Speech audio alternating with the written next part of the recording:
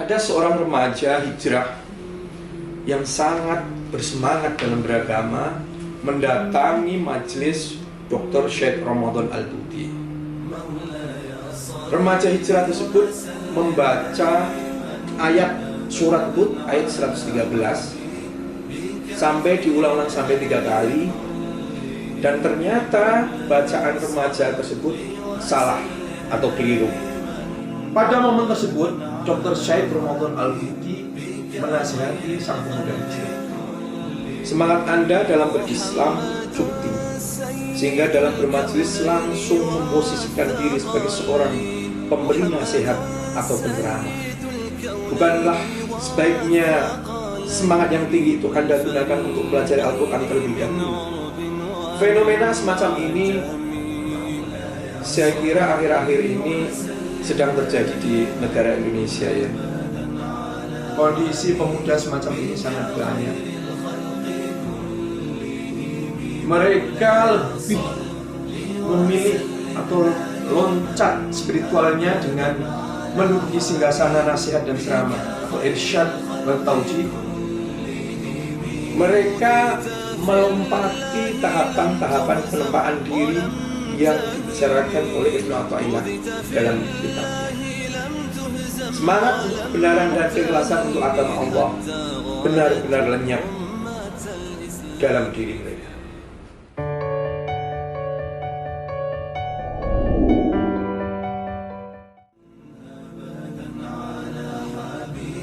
Sudah banyak ulama yang mengulas kitab Al-Hikam, namun buku ini lain daripada yang lain. Kitab ini ditulis oleh Syekh Dr. Muhammad Said Ramadan Al-Buti, tokoh yang paling berpengaruh di Timur Tengah pada masanya. Karya ini adalah salah satu dari 70 karya yang ditinggalkannya, yang merupakan syarah Al-Hikam terlengkap yang ditulis oleh ulama kontemporer.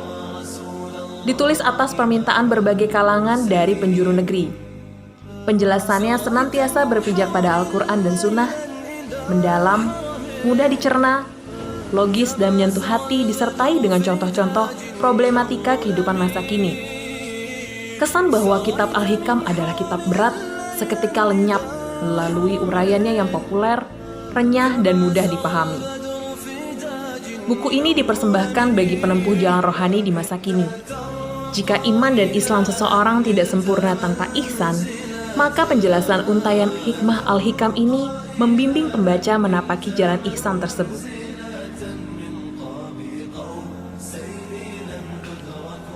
Kitab Al-Hikam Al-Athaiyah karya Syekh Ibnu Athaillah As-Sakandari yang disyarah dan ditahlil atau dianalisa oleh Dr. Muhammad Said Ramadan Al-Buti ini sangat menarik. Unik sekali kitabnya. Ada beberapa hal keunikan dari buku ini. Yang pertama, Dr. Syekh Muhammad Ramadan Al-Buti memulai setiap pembahasan hikmah di dalam kitab ini dari pembahasan syariat, baru selanjutnya pembahasan hakikat. Kalau kita membaca kitab-kitab tasawuf atau syarah-syarah dari Al-Hikam, rata-rata penulisnya membahas dari hakikat atau membahas hakikatnya saja baru disyarahi. Jadi syariat beliau mengungkapkan dalil-dalilnya terlebih dahulu baru masuk ke pembahasan hakikat. Yang kedua, di setiap pembahasan hikmah dari masing-masing bab, Dr. Syekh Ramadan Al-Buti selalu melampirkan dalil-dalil nakli baik dari Al-Quran maupun As-Sunnah. Karena dalam kitab Hikam sendiri di dalamnya tidak ada dalil yang menyinggung sedikit tentang ayat. Ya, andai kan ada sedikit belum proporsional, setiap kaul ada dalilnya. Keunikan yang ketiga adalah kitab ini selain mengajarkan tentang ilmu, pembaca juga diajak untuk menggunakan akal, menggunakan rasionalitas. Karena ada sebuah makalah yang berbunyi Ladina liman la aqla. Di samping mengajarkan ilmu dan merangsang pembacanya untuk menggunakan akal, kitab ini juga mengintegrasikan berbagai disiplin ilmu. Ilmu tauhid, ilmu kalam, ilmu fikih, ilmu sejarah, ilmu politik, dan lain sebagainya. Karena kalau kita baca bahwa proses Dr. Syekh Ramadan Al-Buti menulis kitab ini adalah berawal dari ceramah-ceramah di mana jamaahnya, audiensnya adalah orang-orang beragam. Ada yang psikolog, ada yang politisi, bahkan ada beberapa teman-teman ateis juga mendengarkan ceramah-ceramah beliau yang dimulai tahun 1974 di beberapa masjid di Damaskus. Dan buku pertama ini beliau selesaikan di Frankfurt, Jerman ketika beliau sedang liburan ke temannya. Keunikan selanjutnya adalah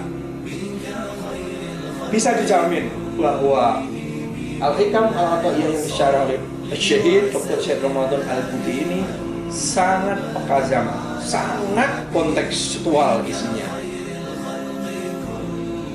Buku ini cocok untuk dibaca tidak hanya oleh para pelaku-pelaku tasawuf, cocok dibaca untuk para profesional dari segala macam profesi, pedagang, petani, mahasiswa, termasuk generasi-generasi milenial. Pembahasan setiap bab buku ini sangat gamblang, simple, tidak bertele-tele, dan kadang-kadang dilampirkan cerita-cerita yang kontekstual. Pokoknya mudah dicerna. Bahasa singkatnya, setiap pesan-pesan yang ada dalam kitab ini adalah pesan-pesan langit, namun disampaikan secara membumi. Di dalam kitab ini, jangan Anda bayangkan akan dibahas soal term-term tasawuf seperti maqamat, ahwal, ma'rifat, dan lain sebagainya, seperti yang biasa dibahas oleh sufi-sufi di zawiyah-zawiyah atau di majelis tarekat. Pembahasannya justru sangat modern dan mudah dicerna. Di depan saya juga ada beberapa syarah kitab Al-Hikam, kira-kira ada 12 syarah Al-Hikam, termasuk syarahnya Ramadan Al-Buti yang sudah ditranslate ke Indonesia. Ini ada 8, sebenarnya ada 4 jilid, mungkin baru 1 jilid yang ditranslate itu. Semoga jilid-jilid berikutnya juga diterbit dan diterbitkan oleh Iman ini. Kita berharap karena syarahnya Syekh Ramadan Al-Buti ini lebih terurai, lebih sedikit kekinian, karena beliau juga membahas dari berbagai segi, dan yang semula sebenarnya itu adalah ceramah-ceramah beliau dibukukan direkam, dibukukan, kemudian dilanjutkan dengan beliau menulis sendiri. Nah, ini kisah dari buku yang ditranslate oleh buku yang ditranslate oleh Iman, yaitu Hikam atau Iyahnya, syarahnya ini Muhammad Said Ramadan Al-Buti Asy-Syahid. Baik, kitab Al-Hikam ini sebenarnya mengandung beberapa ada satu istilahnya tertib atau munasabah. Tertib munasabah itu kronologis yang luar biasa. Sepintas, ini kalau kita membaca Al-Hikam ini kayaknya seperti hikmah-hikmah yang berdiri sendiri. Terpenggal lalu dikumpulkan begitu. Padahal tidak. Beliau, para ulama sufi itu ketika menulis kitab tasawuf, itu mungkin berbeda dengan kita.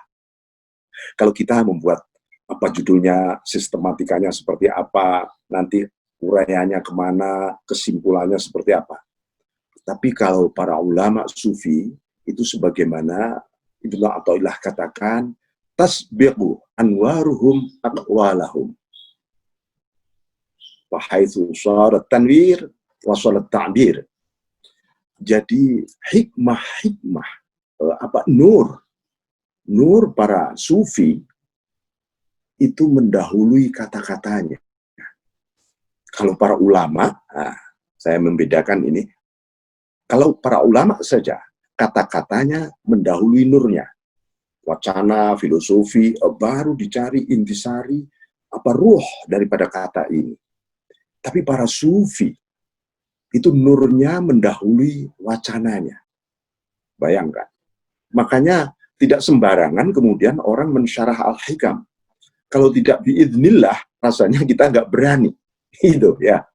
Jadi ini memang unik. Saya kira juga sejumlah kitab tasawuf. Kenapa misalnya Ihya Ulumuddin begitu mengabadi? Itu karena cahaya melampaui wacana-wacana Al-Ghazali. Sehingga barokahnya, nurnya melimpah luar biasa ke seluruh umat. Nah, tentu tidak ada kepentingan sama sekali di situ kecuali kepentingan tanwir, kemudian ta'bir minat tanwir, minan nur.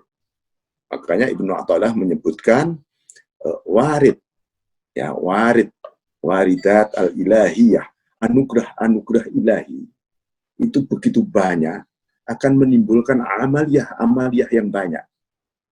Kenapa? Amal kita kok banyak banget mulai bangun tidur sampai tidur lagi. Jenis-jenisnya banyak karena Allah melimpahkan banyak anugerah.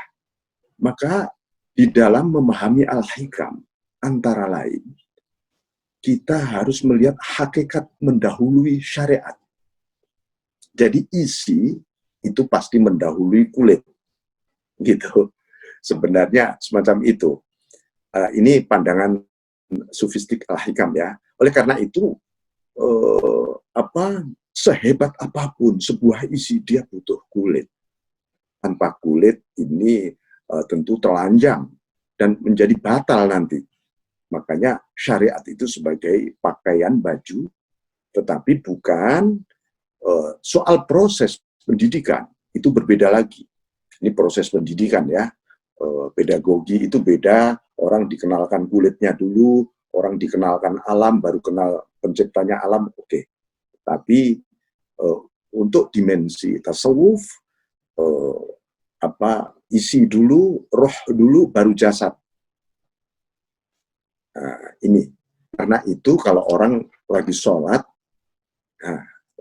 misalnya, menurut dimensi Al-Hikam ini, maka sampai Rasulullah SAW menyebutkan waju'ilat qurratu aini fi shalah, dan dijadikan sejuknya mata hatiku di dalam sholat. Satu kebahagiaan luar biasa di dalam sholat ini. Kenapa? Karena apa? Tasbiku anwaruhu sholatuh. Cahaya-cahaya Allah mendahului sholatnya Kanjeng Nabi. Ini yang menumbuhkan satu pandangan luar biasa, sehingga bagaimana orang tidak bahagia ketika sholat. Maka sampai Allah mengkritik orang-orang yang malas sholat, ya, yang digolongkan kepada perilaku orang-orang munafikin. Wa idza qamu ila sholati qamu kusala. Kalau menegakkan sholat mereka ini rasa-rasen, males banget. Ini ada nifak di dalam diri kita, berarti.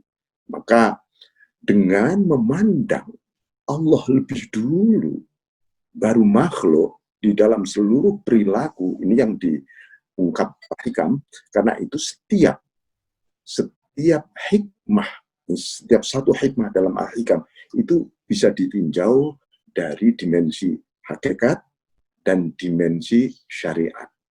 Jadi misalnya saja, tadi yang saya sebutkan min alamatil i'timad al-a'mal, ini adalah syariah. Nuqsan roja inda wujudi zalah, itu hakikat sebenarnya. Kenapa?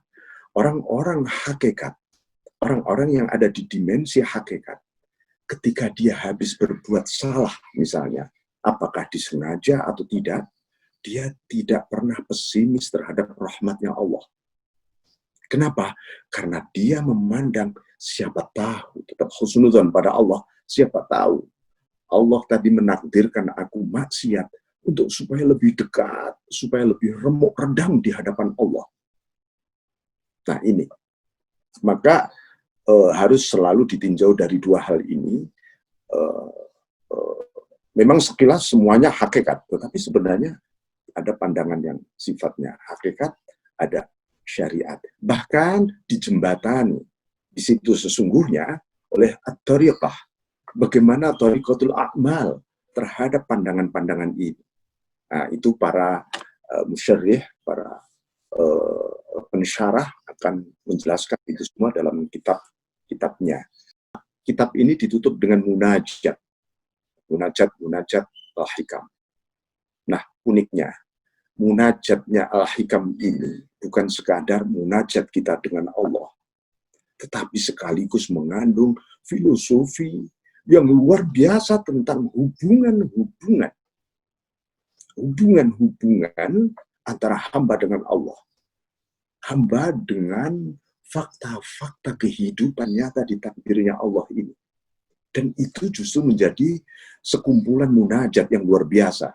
Bahkan Syekh Zarruq yang mensyarah sampai 36 kali, itu mewajibkan kepada para muridnya setiap sebelum subuh, murid-muridnya diwajibkan untuk membaca munajatnya Ibnu Athaillah As-Sakandari. Karena kata beliau, ini menjadi sebuah kunci atau miftah terhadap futuh,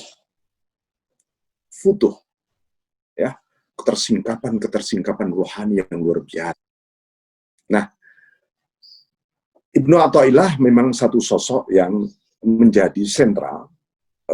Abdul Abbas Al-Mursi, gurunya itu mursyid yang lahir setelah beliau itu antara lain Ibnu Athaillah, kemudian beberapa termasuk seorang syekh yang telah kemudian sanadnya mengalir ke Indonesia. Jadi sanad-sanad thariqah Syadziliyah yang mengalir ke Indonesia itu dari Syekh Maidumi, bukan dari Syekh Ibnu Athaillah. Syekh Ibnu Athaillah ini ke Afrika, Asia Tengah. Kemudian sebagian ke Amerika Latin, itu dari jalur Ibnu Athaillah. Yang menarik, dari jalur Ibnu Athaillah As-Sakandari, ini kelak melahirkan para sufi-sufi yang ulama, ya aulia. Tetapi yang dari Syekh Maidumi, yang terutama ke Asia, kemudian Asia Tenggara, itu banyak melahirkan para mursyid aulia yang karya-karyanya mungkin tidak sebanyak yang lahir dari sanadnya Ibnu Athaillah As-Sakandari ini. Jadi ini gambaran sekilas mengenai Al-Hikam. Selebihnya memang, kunci memahami Al-Hikam ini difahami menurut suasana hati masing-masing yang baca. Jadi kalau misalnya Anda membaca terjemahan ini, usahakan Anda punya wudhu dulu. Ya, saya sarankan punya wudhu, jangan batal wudhu. Punya wudhu, kemudian hadiah Fatihah ke Rasulullah SAW, hadiah Fatihah kepada Ibnu Athaillah As-Sakandari, hadiah Fatihah kepada pensyarahnya misalnya ini, Syekh Ramadan Al-Budi. Bacalah hikmah-hikmah Al-Hikam ini dengan penjelasannya, sembari hati Anda tetap berzikir Allah. Nanti akan dibuka sendiri oleh Allah. Ya. Mungkin hari ini Anda membaca halaman yang sama, satu halaman, besok membaca halaman yang sama, akan berbeda lagi. Nah, ini salah satu maziyah ya, karomahnya Ibnu Athaillah As-Sakandari yang luar biasa, yang senantiasa hidup sepanjang zaman. Kalau berbicara tentang kitab Al-Hikam dan penulisnya yaitu Al-Imam Ibn Athaillah As-Sakandari, saya rasa apa yang disampaikan oleh Yang Mulia Bapak Kiai Haji Lukman Hakim barusan sangat luar biasa sekali, sangat memotivasi dan membuka wawasan-wawasan kita tentang dalamnya kitab Al-Hikam yang ditulis oleh Imam Ibn Athaillah As-Sakandari. Yang ingin saya tambahkan, sebenarnya kalau berbicara tentang hikam itu sendiri, apa yang beliau sampaikan barusan menurut saya sudah cukup luar biasa. kalau saya ingin berbicara tentang sosok pensyarah ini, yaitu Syekh Muhammad Said Ramadan Al-Buti, yang memang saya pribadi memandang sosok beliau ini merupakan salah satu sosok yang sangat istimewa, luar biasa. Dan saya katakan dan saya akui, sosok Syekh Muhammad Said Ramadan Al-Buti ini memiliki pengaruh besar bagi saya pribadi dan saya rasa juga bagi umat manusia saat ini di dalam penyampaian beliau, tulisan-tulisan beliau yang membuka wawasan umat. Teman-teman yang dimuliakan oleh Allah Subhanahu wa taala, saya melihat sosok Syekh Muhammad Said Ramadan Al-Buti, pensyarah kitab Hikam Ibn Athaillah Sekandari ini, adalah sosok yang sangat istimewa. Kalau boleh saya katakan, beliau ini adalah sosok yang telah mempersembahkan jiwa dan raganya dan segala apa yang beliau miliki untuk Tuhannya.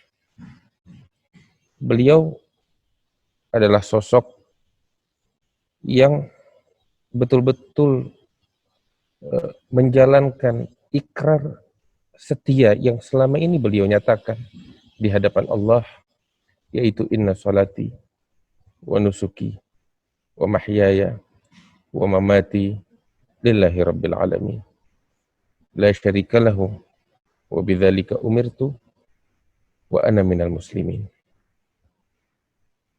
Kita selalu di dalam salat kita menyatakan, sesungguhnya salatku, inna salati wa nusuki, ibadahku, wa mahyaya, hidupku dari awal hingga akhir, wafatku, kematianku, itu semua lillahi rabbil alamin, hanya untuk Allah, Tuhan alam semesta, bukan untuk yang lainnya. La syarikalah, tiada sekutu bagi Allah. Wa bidzalika umirtu wa ana minal muslimin, dan aku termaksud orang yang berserah secara mutlak kepada Allah. Kalimat-kalimat semacam ini selalu kita nyatakan di dalam sholat kita. Tetapi pada hakikatnya bukan sekadar zikir yang diucapkan melalui lisan semata. Bahkan bukan hanya sekedar doa yang dipanjatkan. Tetapi pada hakikatnya ini adalah ikrar setia yang dinyatakan seorang hamba kepada Tuhannya. Janji setia yang dia nyatakan kepada Allah Subhanahu wa taala. Mungkin kalau boleh saya contohkan kalimat kalau seseorang menikah. Ketika seseorang ijab kabul, dia mengatakan, saya terima nikah dan kawinnya. Ya. Kalimat ini bukan hanya sekedar kalimat yang diucapkan oleh lisan. Kalau hanya sekedar kalimat saya terima nikah dan kawinnya, begitu saja. Ya, semua orang bisa mengucapkan, tetapi kalimat yang sederhana ini pada hakikatnya ikrar dan janji setia. Setelah pernyataan itu ada konsekuensi. Ada tugas yang harus dia jalankan sebagai bentuk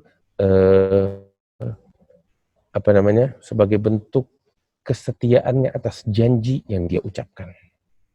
Demikian halnya ketika seseorang menyatakan di hadapan Allah, inna salati wa nusuki wa mahyaya wa mamati lillahi rabbil alamin. Hidupku, matiku hanya untuk Allah, bukan untuk yang lain. La syarikalah, bukan untuk selain Allah, hanya untuk Allah. Dan sosok Syekh Muhammad Said Ramadan Al-Buti, saya melihat beliau termaksud orang yang telah menunaikan janji setianya kepada Allah. Sehingga beliau gunakan akalnya, pikirannya, hatinya, jiwa, raganya, hartanya, semuanya itu beliau persembahkan untuk Allah Subhanahu wa taala.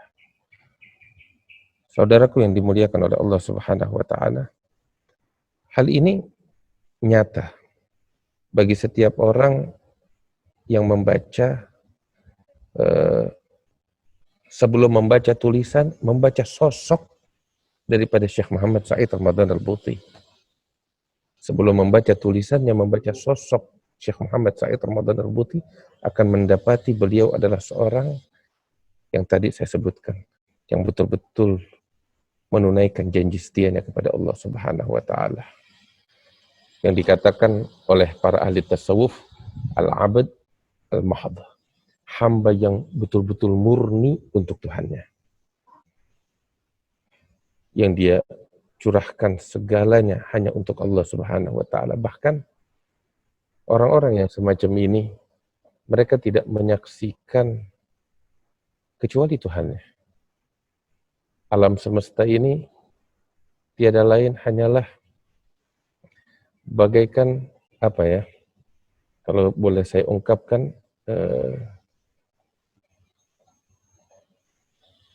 hanya sekedar, ada seorang ulama besar di Hadramaut itu namanya Syekh Abu Bakar bin Salim. Itu beliau dalam suatu karya tulisnya yang berjudul Miftahus Sarair, beliau katakan, "Idza nazarta ilal kaun, fashhadil mukawwin fihi." Apabila engkau melihat alam semesta, maka saksikanlah sang pencipta di dalam alam semesta itu. Famata kanal kaun hatta yahjubuka 'anil mukawwin. Sejak kapan alam semesta menghalangi pandangan hatimu kepada sang pencipta? Sejak kapan? Orang yang mau merenung, menggunakan akal sehatnya, membuka hatinya, pintu hatinya, maka sungguh dia akan melihat Allah di alam semesta ini. Dan tatkala dia melihat Allah di alam semesta ini, maka sungguh seperti tema ini, life is beautiful. Hidup itu betul-betul indah. Betul-betul indah. Sebab yang dia saksikan hanyalah Allah. Tidak menyaksikan manusia. Tidak menyaksikan makhluk. Yang dia saksikan adalah Allah Subhanahu wa ta'ala. Karena itu, orang-orang yang semacam ini adalah orang-orang yang istimewa.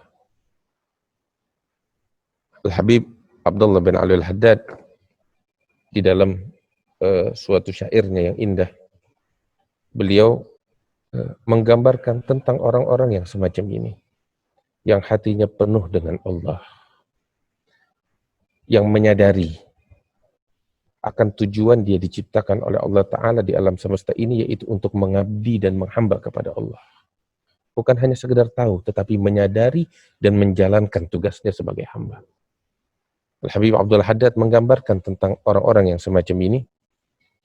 Ibadun kiramah, atharullaha rabbahum, fa'atharahum, wa khtassahum bil wilayati, wa anasahum bil gurbi minhu, wa birrida, habahum, wa asgahum bikasil mawaddati, bihim yadfa'ullahul balaya, wa yakshifur razaya, wa yusdi kulla khairin wa ni'mati, walau lahumu bainal anami ladubdika jibalun wa ardun irtiqati.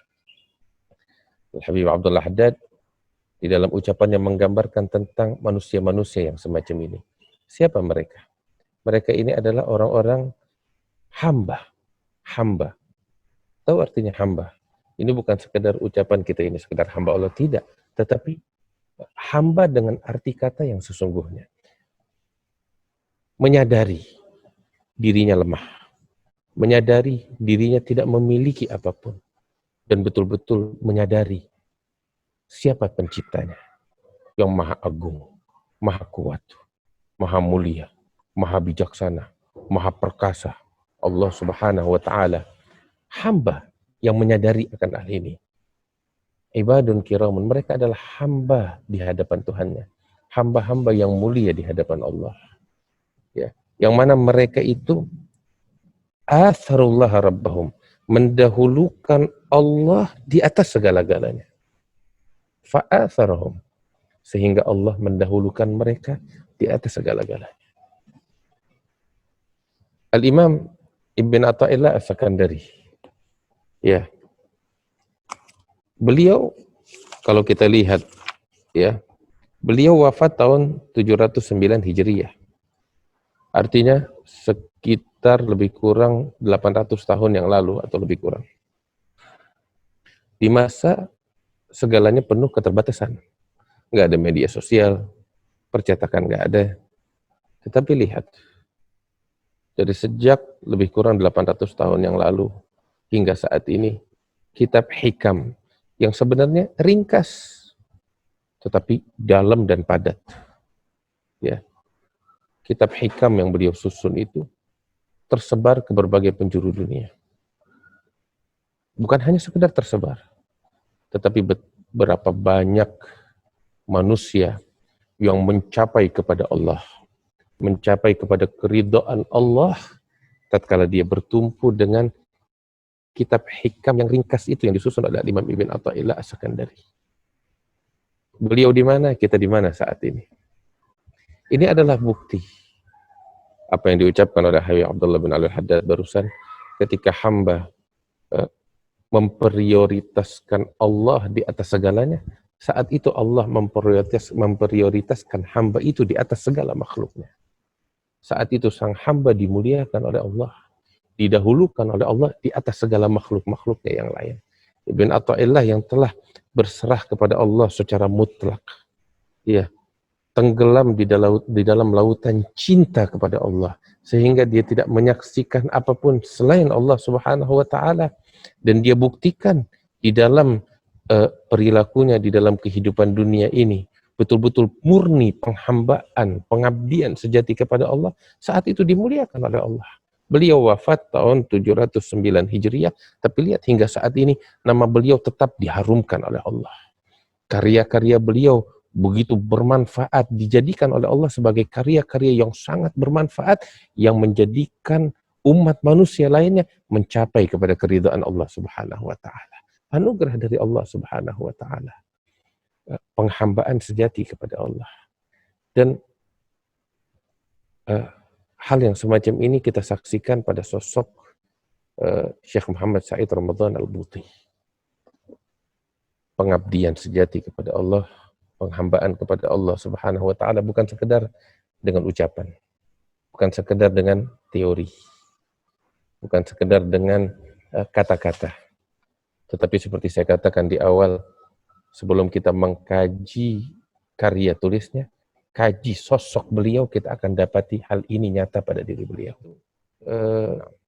Saya secara pribadi sangat mengapresiasi kepada percetakan iman yang telah menerjemahkan syarah hikam Al-Athaiyah yang ditulis oleh seorang yang istimewa, Syekh Muhammad Said Ramadan Al-Buti.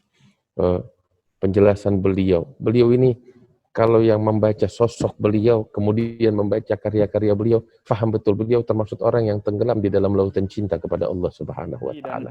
Seperti yang disampaikan oleh Kiai Haji Lukman Hakim, bahwa karya-karya seperti Al-Hikam, seperti Masnawi, Jalaluddin Rumi, ini tidak ditulis utamanya dengan tinta dan tangan, tapi karena cinta dan cahaya dari Allah Subhanahu wa taala, sehingga dia bisa begitu luas dipelajari, begitu luas menginspirasi, dan begitu luas begitu lama memberikan pengajaran kepada kita, sehingga seperti diakui oleh Syekh Ramadan Al-Buti bahwa kitabnya tipis, hikmah-hikmahnya tidak tebal, tapi disyarah setiap abad oleh 5 ulama besar, berkali-kali puluhan, 60 syarah telah ditulis, berjuta-juta kalimat telah keluar dari syair-syair yang kecil itu. Itu padahal syair-syair itu ditulis dengan sangat tipis. Dan sebagaimana disampaikan oleh Habib Ahmad bin Jindan tadi, syair Al-Hikam ini juga adalah danau kecil dari samudra ilmunya Allah Subhanahu wa taala. Dari Al-Hikam saja bisa melahirkan berbagai buku syarah. Bayangkan ini hanyalah danau kecil dari samudra ilmunya Allah Subhanahu wa taala, sehingga hikmahnya membaca Al-Hikam, kerendahan hati kita kepada Allah Subhanahu wa taala akan jauh membumbung tinggi. Dan karena keluasan hikmah dari Al-Hikam, sehingga seperti disampaikan oleh Kiai Haji Lukman Hakim tadi, kalau seandainya boleh membaca selain Al-Quran adalah membaca Al-Hikam. Sebagaimana Masnawi Jalaluddin Rumi juga disebutkan, kalau Al-Quran dalam bahasa Persia itu kira-kira bisa disebut Masnawi itu adalah Al-Quran dalam bahasa Persia. Karena kedalaman makna di dalamnya. Dan semua itu tidak akan terbaca kecuali sebagaimana yang disampaikan oleh Habib Ahmad, kalau orang terbuka hijabnya. Sebagaimana kata Sina Ali kepada Zi'lib, apakah engkau melihat Tuhanmu, wahai Ali? Celaka saya kalau menyembah Tuhan yang tidak saya lihat. Bagaimana engkau melihatnya? Saya tidak melihat dengan mata saya, tapi saya melihat dengan hati saya. Orang yang terhijab matanya sehingga hatinya menguasai matanya, maka ia akan melihat segalanya. Sebagaimana Rasul ketika bertemu dengan salah seorang sahabatnya, kaifa asbahta ya Haris, apa kabar Haris? Haris katakan, saya sedang beriman kepada Allah Subhanahu wa taala, wahai Rasul. Apa tandanya, kata Rasul, kemudian kata Haris, hari ini saya melihat permata dan batu sama. Orang yang dibuka hijabnya oleh Allah Subhanahu wa taala, matanya seperti mata Allah, sehingga walaupun merek A, merek B, perusahaan A, perusahaan B membeda-bedakan bahwa mutiara itu hebat dan batu itu biasa saja, mutiara itu bagus dan batu itu tidak bagus, tidak merubah mata dia bahwa dua-duanya sama-sama ciptaannya Allah Subhanahu wa taala, sehingga nggak melihat perbedaan di antara keduanya, kecuali bahwa keduanya adalah makhluknya Allah Subhanahu wa taala. Hikam ini sebetulnya adalah salah satu tradisi dari kaum sufi, yaitu menyampaikan tadi apa yang disebut sebagai Kiai Lukmanul Hakim sebagai waridat, ya. Waridat sebetulnya hasil dari pengalaman tasawuf, hasil dari pengalaman rohani, yakni pengalaman wusul kepada Allah Subhanahu wa taala, tapi disampaikan bukan dalam tulisan biasa, melainkan dalam bentuk nazam atau dalam bentuk syair dan lain sebagainya. Dan ini bukan tradisi yang hanya dilakukan oleh Ibn Athaillah, tapi kita lihat banyak sekali hal yang sama disampaikan, ya. Misalnya kalau kita lihat, nanti saya akan bicara silsilah tasawuf yang melibatkan Ibn Athaillah. Kita lihat misalnya Ibn Arabi. Ibn Arabi itu konon menulis hampir 300-an buku, ya. Futuhat itu berjilid-jilid, ribuan halaman dalam bentuk aslinya. Tapi Ibn Arabi juga menulis misalnya Tarjumanul Ashwaq. Tarjumanul Ashwaq itu juga adalah satu puisi-puisi yang orang salah paham menganggapnya sebagai puisi romantis, bahkan puisi erotis. Padahal sesungguhnya seperti beliau jelaskan dalam Dakhairul A'laq, ya, syarah terhadap Tarjumanul Ashwaq, bahwa itu sebetulnya syair-syair cintaan kepada Allah Subhanahu wa taala yang digambarkan dalam bentuk kecintaan kepada kesempurnaan perempuan yang menjadi simbol juga dari Allah Subhanahu wa taala. Ibn Arabi bahkan membuat kitab-kitab ratusan jilid, ribuan halaman, tapi pada saat yang sama juga menulis Tarjumanul Ashwaq misalnya. Kemudian kita kenal Rumi tadi yang disebut oleh Habib Hussein Ja'far. Rumi menulis banyak buku yang dalam bentuk syair, tapi kalau kita baca apa yang ditulis Rumi dan apa yang ditulis oleh Ibn Arabi itu kurang lebih sama. Yang satu menulis dalam bahasa katakanlah prosa, sementara Rumi dalam bahasa puisi atau syair, ya. Kemudian banyak sekali yang menulis dalam bentuk seperti itu di dalam tradisi para pemikir dan aulia alawiyin yang tadi banyak disinggung oleh Habib Ahmad bin Jindan. Kita misalnya mengenal Rosyafat misalnya. Rosyafat yang ditulis oleh Habib Abdurrahman bin Abdullah Bilbagi, itu kalau kita baca banyak sekali apa yang ditulis oleh Ibn Athaillah di dalam Al-Hikam atau dituliskan oleh Ibn Arabi di dalam buku-bukunya, itu dimuat dalam bentuk nadham atau syair oleh Habib Abdurrahman bin Abdullah Bilfaqih di dalam bukunya Rasyafat misalnya, ya. Dan sekali contohnya. Kenapa mereka menulis dalam bentuk nadham atau syair dan lain sebagainya? Karena dua hal saya kira paling sedikit. Pertama, sebagian kaum sufi ini ingin mengenkripsi, ingin mengaburkan apa yang ingin mereka sampaikan kepada awam yang tidak sanggup untuk memahami pemikiran-pemikiran mereka yang sangat mendalam. Jadi dienkripsikan atau disamarkan dalam bentuk nadham, dalam bentuk puisi, sehingga bukan berarti mereka menjadi kehilangan akses kepada karya mereka, tapi perlu syarah, perlu guru, sehingga mereka tidak langsung masuk ke dalam karya-karya itu, tapi mereka membutuhkan guru, syarah, dan mereka bisa belajar lebih baik lewat guru. Kalau mereka dikhawatirkan orang-orang awam ini justru salah di dalam memahami syair-syair atau nadham-nadham itu. Ya, itu yang pertama. Yang kedua, seringkali nadham dan syair itu bisa menangkap kebenaran-kebenaran spiritual secara lebih baik, karena syair itu lentur, padat, lentur, efisien, ya.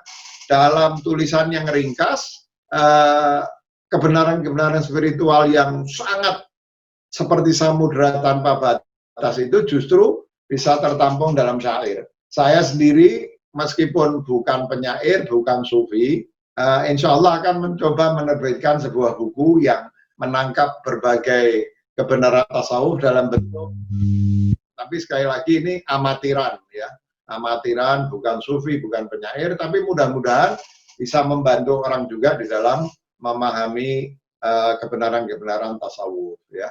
Nah, itu yang pertama. Beberapa menit lagi sekedar saya ingin menunjukkan bahwa meskipun mereka menulis buku yang berbeda-beda, menulis dengan style menulis berbeda-beda, sebetulnya mereka menyampaikan kebenaran yang sama, ya.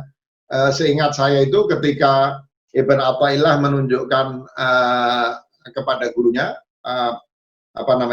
Hikmah Athaillah ini, ada yang mengatakan ditulis ketika umur beliau belum 30 tahun, ya.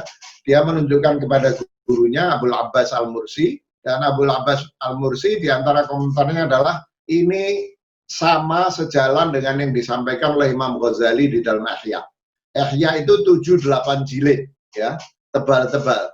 Tapi satu jilid tipis Al-Hikamnya Ibn Athaillah As-Sakandari, kata guru beliau Abul Abbas Al-Mursi, ini seperti menyampaikan isinya Ihya. Itu yang saya maksud tadi dengan puisi ini lebih efisien dalam menyampaikan kebenaran-kebenaran yang begitu luas, ya. Dan kalau kita lihat silsilahnya, ini semua sufi yang ya Luqmanul Hakim yang disebut oleh Habib Ahmad, terutama dari tradisi kaum Alaiyin di Hadramut ini, mereka satu keluarga yang bukunya beda, cara mengungkapkannya beda, tapi yang mereka ungkapkan itu sama, ya. Saya mau tunjukkan bahwa Ibn Athaillah ini berada di dalam tradisi, sudah pasti tradisi Syadiliyah, bahwa kakek gurunya adalah Abul Hasan Asy-Syadzili. Bahkan di dalam Lataiful Minan misalnya Ibn Athaillah menuliskan ajaran-ajaran gurunya Abul Abbas Al-Mursi dan ajaran-ajaran Abul Hasan Asy-Syadzili. Nanti Abul Hasan Asy-Syadzili belajar dari Ibn Mashish. Ibn Mashish ini adalah guru dan sejawatnya Ibn Arabi. Mereka hidup satu masa, mereka pernah bertemu, bahkan Ibn Mashish diriwayatkan pernah mengantarkan Ibn Arabi untuk ketemu dengan Abu Madian. Abu Madian, gurunya Ibn Arabi, ya, yang mengantarkan Ibn Mashish, dan ada kisah-kisah ajaib terkait dengan itu. Jadi dari Ibn Athaillah ke Abul Abbas Al-Mursi, Ibn Mashish, Ibn Arabi, Abu Madian, ini satu jalur. Nanti Abu Madian ini kalau diurut-urut ke Syekh Abdul Qadir Al-Jailani. Syekh Abdul Qadir Al-Jailani ini kalau diurut-urut adalah keturunannya Imam Hasan. Imam Hasan bin Ali bin Abi Thalib, Imam Hasan anaknya Siti Fatimah, binti Rasul, ya, dan juga keturunan dari Imam Ja'far Shadiq, keturunan Imam Husain juga, ya. Jadi kalau kita lihat semua tasawuf ini larinya kepada Rasulullah lewat Imam Hasan, lewat Imam Husain kepada Imam Ali sebagai pintu ilmunya Rasulullah Shallallahu Alaihi Wasallam, tentu tanpa mengatakan bahwa khalifah yang lain bukan, karena Sayyidina Abu Bakar misalnya itu adalah ujung dari silsilah thariqah Naqsbandiyah. Para sahabat Nabi selain Sayyidina Ali, selain Imam Ali juga adalah aulia juga yang dari mereka tasawuf ini diturunkan, ya. Naqsbandiyah misalnya sampai ke Sayyidina Abu Bakar lewat Imam Ja'far Shadiq lagi, lewat Imam Husain juga, ya. Nah, jadi ke situ. Nah, kalau kita lihat tadi Habib Ahmad 1 menit lagi, Habib Ahmad menyebut-nyebut beberapa nama aulia ahli tasawuf dari kalangan habaib. Misalnya disebut Imam Habibullah Haddad, ya. Kemudian disebut siapa? Syekh Abu Bakar bin Salim. Syekh Abu Bakar bin Salim ini adalah kakeknya Habib Ahmad bin Naufal bin Salim bin Jindan, ya. Kakek langsungnya Habib Ahmad adalah Syekh Abu Bakar bin Salim.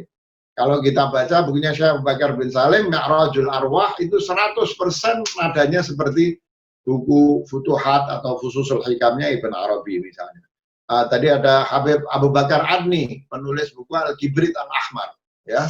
Salah satu bukunya Abu Bakar Adni itu adalah Al-Kibrit Al-Ahmar. Nah, mereka semua itu mendapatkan jalur tasawufnya dari siapa? Dari Al-Faqih Al-Muqaddam Muhammad bin Ali. Al-Faqih Al-Muqaddam Muhammad bin Ali ini mendapatkan khirqah dari Syekh Abu Madian, gurunya Ibn Arabi. Jadi kalau kita lihat meskipun Muhammad bin Ali Al-Faqih Al-Muqaddam ini nggak ketemu dengan Ibn Arabi, tapi mereka dan mereka berdua masyrabnya sama. Siapa? Syekh Abu Madian, misalnya Al-Maghribi, ya. Nah, kalau kita lihat apa yang ditulis oleh kaum sufi ini sebetulnya sumbernya satu, kebenaran yang satu, ditulis dengan dalam buku yang berbeda-beda, kadang dalam cara menulis yang berbeda-beda. Sampaikan apa yang disebut oleh Kiai Lukman Hakim tadi, al-waridat, itu waridat dari sumber yang sama, isinya sama, tapi oleh mereka disebarkan dengan berbagai macam cara, dalam berbagai bahasa, ya, dalam berbagai style menulis, sehingga banyak orang dengan tempat yang berbeda-beda secara geografis, dengan bahasa berbeda-beda, dengan minat yang beda, ada yang senang baca syair, ada yang senang baca buku biasa, ya, mereka semua bisa mendapatkan akses kepada ajaran tasawuf yang sama. Dan kehebatan dari Al-Hikamnya Ibn Athaillah ini ringkas, efisien, tapi betul-betul mengandung inti dari ajaran tasawuf itu sendiri. Itulah kenapa penerbit Pustaka Iman sangat tertarik untuk menerjemahkan kitab Al-Hikam Al-Athaillah yang disyarah oleh Syekh Dr. Muhammad Said Ramadan Al-Buti. Di samping memang kita ingin merevitalisasi kitab Pustaka Iman, di mana Pustaka Iman itu di kurun 2000 adalah sebuah pusat kajian tasawuf positif. Jika iman dan Islam seseorang tidak sempurna tanpa ihsan, maka penjelasan untayan hikmah Al-Hikam ini membimbing pembaca menapaki jalan ihsan tersebut. Membimbing pejalan rohani dalam mengolah rasa untuk bisa mewujudkannya menjadi amal saleh, menjernihkan hati, dan mencerahkan akal yang mengantarkan pembacanya merangkul rasa damai dan tentram.